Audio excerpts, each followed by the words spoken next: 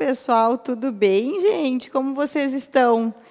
Pessoal, meu nome é Grace, sou a professora Grace Kellen, professora de Direito Empresarial aqui do CEISC e também da Universidade de Santa Cruz do Sul. Então, é um prazer estar aqui com vocês para apresentar a nossa disciplina, né? De poder passar para vocês um pouquinho do que consiste Direito Empresarial, como vai funcionar, né, as nossas aulas, como é que a gente trabalha a metodologia de direito empresarial. Então, aos que não conhecem como funciona o direito empresarial na nossa prova, ela contém, então, normalmente, 5 questões acerca de direito empresarial.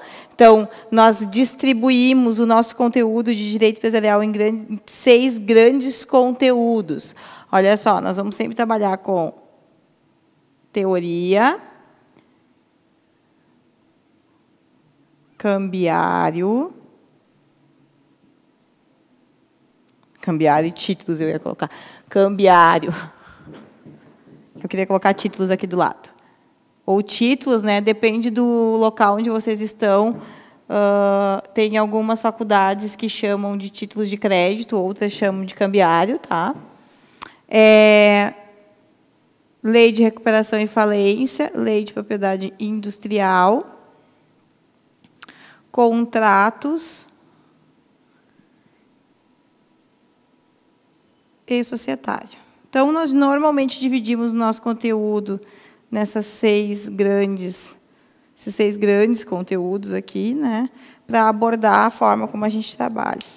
Tá? A fundação, então, ela tem uma forma diferente de lidar com cada um dos conteúdos que estão aí no quadro em primeira fase, e a gente estrutura, então, nossas aulas dessa maneira, de modo a abordar, na medida do possível, todo o conteúdo que está aí no quadro, né? Então, ao longo das nossas aulas, sempre lembrando vocês que a gente tem uma distribuição dentro desses conteúdos, então, quando a gente vai fazendo a prova, a gente vai notando que a gente tem que nos localizarmos. Normalmente, então, vai uma questão de cada, sendo que um dos conteúdos não é abordado em primeira fase. Nos últimos tempos, a Fundação tem adotado essa forma de nós fazermos cobrança, tá? Então, a Fundação tem adotado a forma de utilizar um dos conteúdos de uma questão e deixando uma questão de fora. Excepcionalmente, ela faz o seguinte, ela bota 2 conteúdos por lei ou por matéria e deixa 2 de fora, mas isso é de modo excepcional.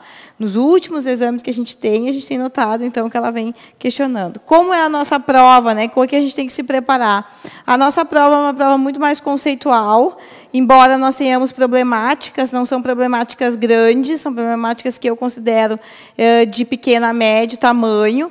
Então, quando vocês vão ver, por exemplo, uma questão de direito empresarial acerca de conceito de empresário, que foi uma bem específica do nosso exame 27, ela não era uma questão complexa, ela questionava o nosso conceito de empresário dependendo ou não depender de registro, uma coisa básica lá da teoria do direito empresarial.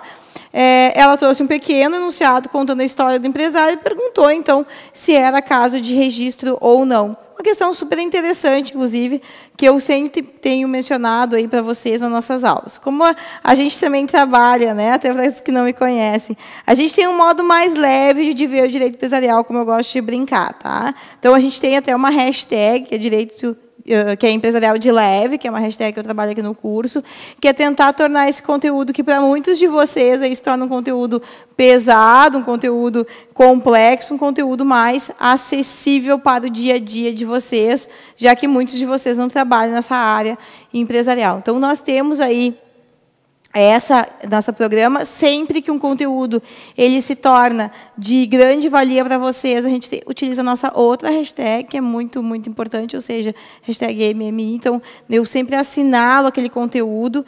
Peço sempre que vocês comecem a estabelecer direito empresarial mais cedo, né, justamente porque muitos guardam com o direito empresarial uma certa complexidade. Então, a gente é um conteúdo que a gente sempre tenta abordar com vocês o mais cedo que a gente pode, dentro do exame de ordem, né, para que vocês também possam se familiarizar com os institutos, enfim. Então, a gente tem todo um projeto em relação a isso. Quando a gente dá aula de direito empresarial, nós sempre procuramos, então, estabelecer o quê? A gente sempre procura estabelecer, então, exemplos que possam garantir para vocês o conhecimento jurídico daquele conteúdo. Então, vamos supor, né? Eu sempre utilizo um exemplo, para mim, clássico, que é o próprio conceito de empresário. Então, vamos lá.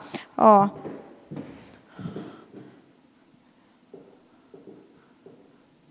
Então, o Pedro, ele exerce uma atividade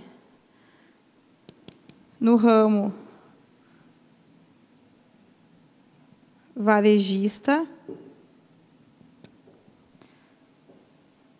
comprando e vendendo roupas. Ele é auxiliado por 2 pessoas que ajudam na venda. Possui um rol de clientes que atende a domicílio.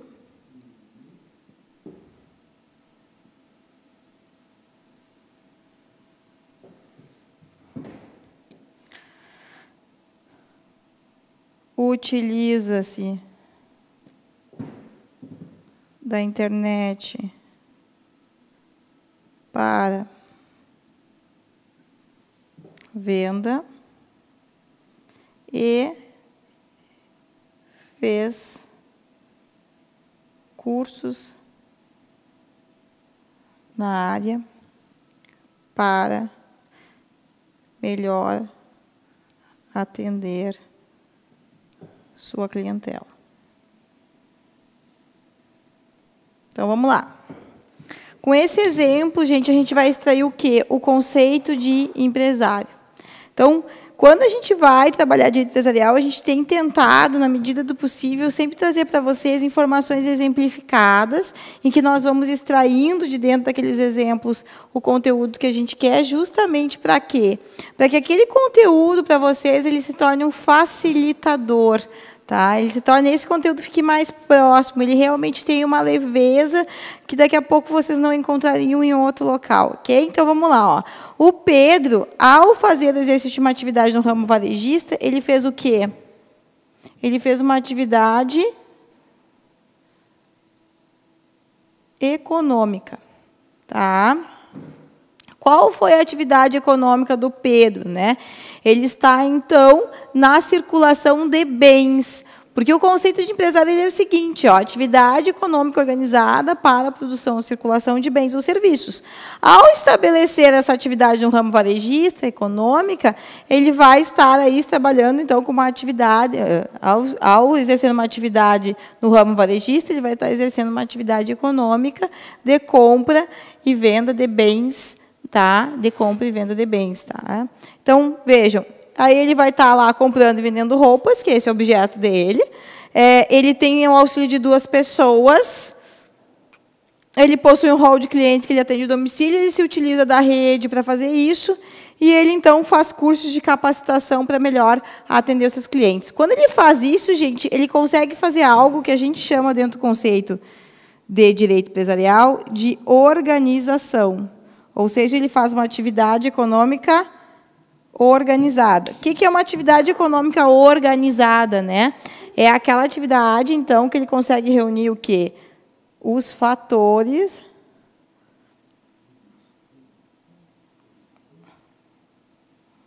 de produção.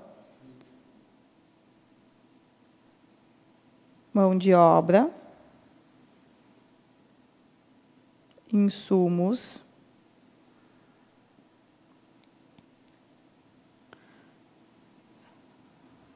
tecnologia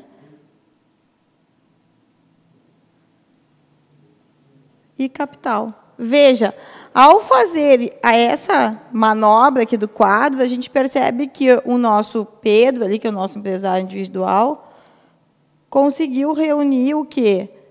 Os fatores de produção. Tá? E os fatores de produção são esses: mão de obra, insumos, tecnologia e capital. Veja que interessante quando a gente traz para dentro do exemplo, porque se eu trouxesse para vocês o conceito de empresário lato sensu, Então, aquela atividade econômica organizada para a produção e circulação de bens ou serviços parece meio distante do que seria o conceito de empresário, mas ao trazer a exemplificação, ó, que o Pedro ele vai exercer uma atividade no ramo varejista, ou seja, já compreende então que é uma atividade econômica, que ele compra e vende roupas, então já para especificar qual é a atividade que ele faz. Ele vem auxiliado por pessoas, ou seja, ele se utiliza de um dos fatores de produção, que é a mão de obra. Ele também possui um rol de clientes, né, que ele atende domicílios, o que demonstra o profissionalismo dele dentro daquela atividade, que é uma outra parte super importante. Ele vai se utilizar também de tecnologia e de insumos para poder fazer, que utiliza-se de internet, né, e também cursos para melhor atender sua clientela, ou seja, ele se utiliza de insumos e tecnologias, e o capital é inerente do ramo, né, já que ele faz a compra e venda de bens. Então, ele consegue, de modo econômico, organizado, e aí aqui, ó, né, quando ele vai atender os seus clientes, profissional,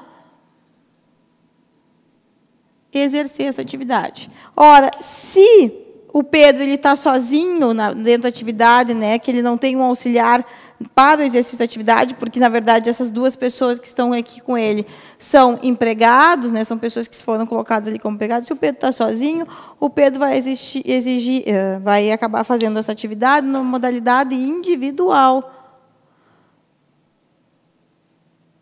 Vai acabar fazendo essa atividade na modalidade individual. Então, ele é um empresário individual. Se Pedro e Maria estivessem exercendo essa atividade, nós estaríamos diante, então, de uma atividade na modalidade societária. Então, na atividade em que tem duas ou mais pessoas no exercício da atividade empresarial. Então, é dessa forma que a gente acaba desenvolvendo, né? E a Fundação traz para nós também os questionamentos. Então, tirando contratos, que normalmente a Fundação trabalha com conceitos, de resto, a Fundação normalmente conta uma historinha e a gente vai ter que adequar isso. Ao caso aqui concreto, eu poderia ter, inclusive, questionado você se o conceito de registro é parte fundamental do conceito de empresário, que foi o que aconteceu no exame, então, 27. E aí nós teríamos que dizer que não, que registro, no caso do conceito de empresário, não é parte, não é requisito essencial, porque estar registrado não constitui a atividade do empresário, que eu venho tratando diversas vezes com vocês. Então, estar registrado não depende, né, pessoal, não depende para se tornar empresário. O que depende para se tornar empresário é eu comungar desses requisitos que o artigo 966 do Código Civil traz para nós. E é dessa maneira, então, que a gente vem estabelecendo aí o conteúdo de empresarial, que, volto a dizer, vai se dividir, então, nesses 6 grandes grupos, e que a gente tem aí a oportunidade de ver durante as aulas, né? Teoria do direito empresarial, cambiário, títulos de crédito, lei de recuperação e falência, lei de propriedade industrial, contrato societário. Numa média dos últimos anos, né, o conteúdo de lei de propriedade industrial que menos cai, tá? Contratos, de um modo geral, é um dos conteúdos que vem caindo, embora não tenha caído no exame 28, é um conteúdo que caiu em praticamente todos os últimos certames da OAB, mas, veja, em contratos sempre muito vinculado ao conceito de contratos, né, muito vinculado ao conceito que a gente dá de contrato, então, conhecendo as diferenças entre contratos empresariais, você faria a questão. No caso de teoria de regra, também, muitas vezes exemplificado, né, em forma de exemplo, de cambiário, também, né, a Fundação tem uma busca de exemplificar, então dá um probleminha e questiona. Lei de recuperação e falência, que é um conteúdo que normalmente cai tanto em primeira quanto em segunda fase de direito empresarial, vem sempre muito forte, então sempre é uma sugestão de leitura, de estudo, de atenção para a minha queridinha lei falimentar, que vocês sabem que eu tenho aí uma certa queda pela lei falimentar, né, um certo cuidado no estudo da lei falimentar, porque é uma lei concisa em direito empresarial, que você consegue abordar ela de modo inteiro, e aí ela também acaba sendo sempre requerida, tanto que no exame 28 foram 2 questões de lei falimentar, no exame 25 ou 25, se eu não estou enganada, também a gente veio com 2 questões de lei falimentar aí para vocês. Então, vem normalmente aí ela sendo requerida, tá? Societário, que eu acho já um conteúdo um pouco mais complexo, com bastante informação. Nós também trabalhamos todos, desde cooperativa, sociedade contratual do Código Civil, como SA.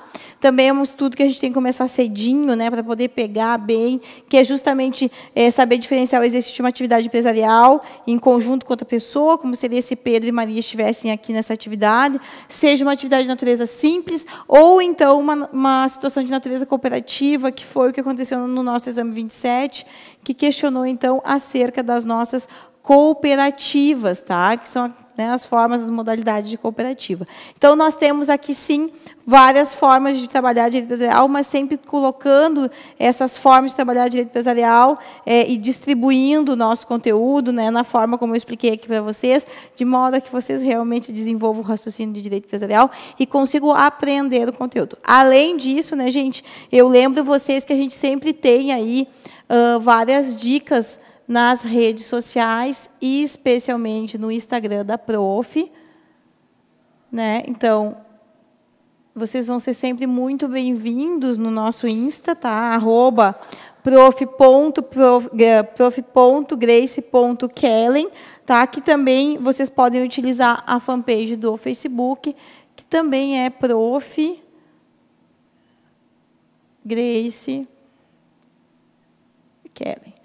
Lá no meu Insta, na bio, vocês vão acessar um link, e este link vai levar vocês a um WhatsApp, a um grupo do WhatsApp que a gente tem, que é Empresarial de Leve.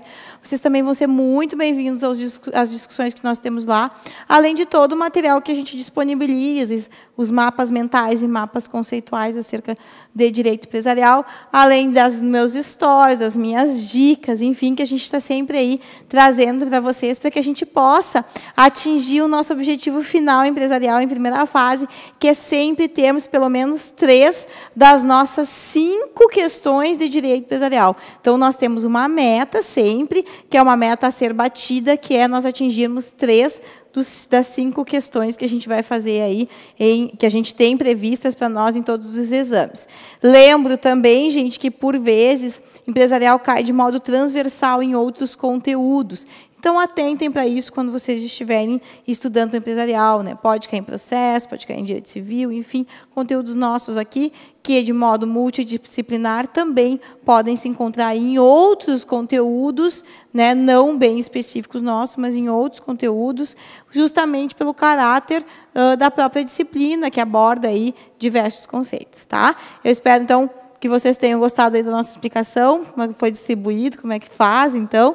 E aí eu deixo, então, as minhas redes sociais para vocês. Ó, beijos de luz e fiquem bem.